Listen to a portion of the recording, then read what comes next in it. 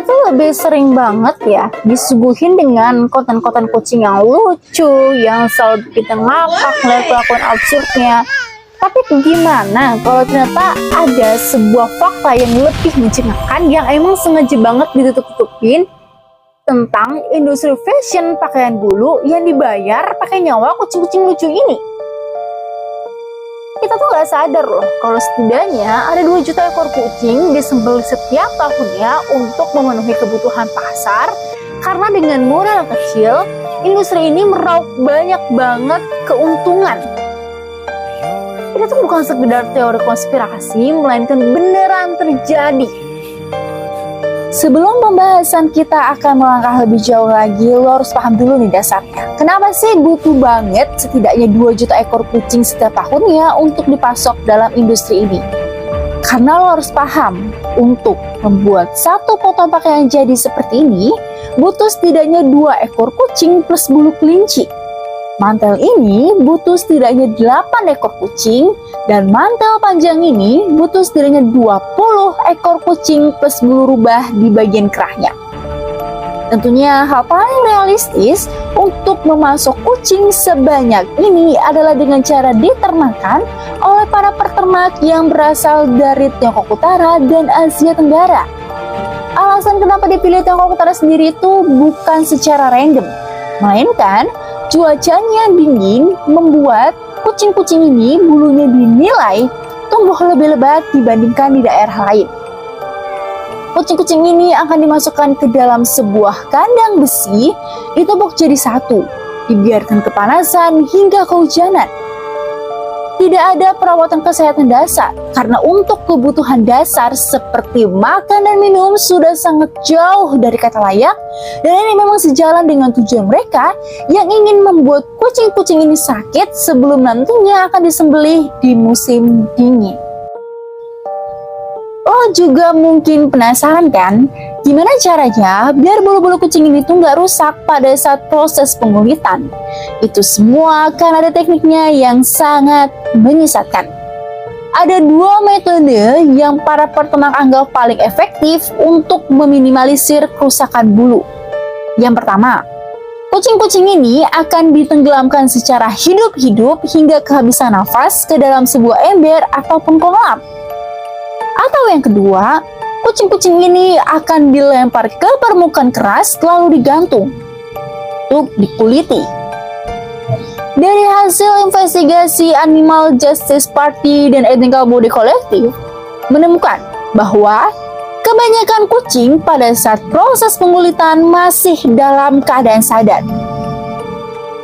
Kucing-kucing ini tentunya ketika sudah tidak berpakaian akan dilemparkan ke teman-temannya yang telah mendahului proses ini sebelumnya. Daging mereka tentunya tidak akan dibiarkan mati membusuk begitu saja, melainkan akan dipasok ke dalam sebuah restoran atau tempat-tempat yang menjual daging kucing. Perlu dipahami dulu memang adanya pelarangan penjualan bulu kucing asli seperti negara Amerika, Australia, dan Uni Eropa. Tapi nggak lantas membuat industri kucing ini mati, melainkan semakin berkembang karena terlihat menarik di mata publik dengan memberikan keterangan palsu. Mereka bilang kalau pakaian bulu ini terbuat dari 100% kulit domba Australia atau wool buatan tangan, yang makin memperkuat alasan mengapa para konsumen gak sadar kalau pakaian bulu yang dikenakannya menggunakan bulu kucing asli. Tentunya ada juga penjual yang secara terang-terangan mendemonstrasikannya secara langsung di dalam live streaming dan mengatakan secara gamblang bahwa pakaian bulu yang sedang dikenakannya itu setara dengan 20 ekor kucing plus bulu rubah di bagian kerahnya. Penjual ini juga secara aktif gitu ya menjawab pertanyaan-pertanyaan netizen tentang apakah mantel bulu kucing ini bakalan luntur setelah pemakaian. Kalau kita tarik ulur ke belakang kasus ini, tentunya bagaimana kucing-kucing ini dikuliti secara paksa, terus bulunya dijadikan pakaian, tentunya tidak akan mudah luntur. Terlebih bulu kucing ini memang bulu alami gitu ya. Bagaimana kalau misalkan tidak luntur tapi rontok? Mengingat Kucing yang masih hidup aja bulunya terkadang rontok, apalagi ini yang sudah dibuat mantel. Jawabannya tidak. Seperti yang kita tahu, tentunya bulu-bulu kucing ini sudah melewati proses yang mendalam dan didesain sedemikian rupa sehingga bulunya tidak akan mudah luntur. Dan gong yang paling terakhir adalah penjual mengklaim jika para pembeli mengalami masalah kesehatan atau alergi setelah menggunakan mantel bulu ini akan dapat ditangani setelah penjualan. Poin penting dari kasus ini tuh di Tiongkok sayangnya sampai sekarang gak ada yang namanya undang-undang kesejahteraan hewan yang membuat tentunya para peternak dapat menghasilkan dan memelihara sesuka hati mereka. Apalagi kita tahu bahwa Tiongkok sendiri sebagai penghasil dan pemasok bulu terbesar di dunia. Kayak contoh kasusnya penjual online tadi, meskipun banyak orang yang melaporkannya kepada platform, tentunya platform tidak dapat melarang penjual karena tidak adanya landasan hukum yang mendasarinya.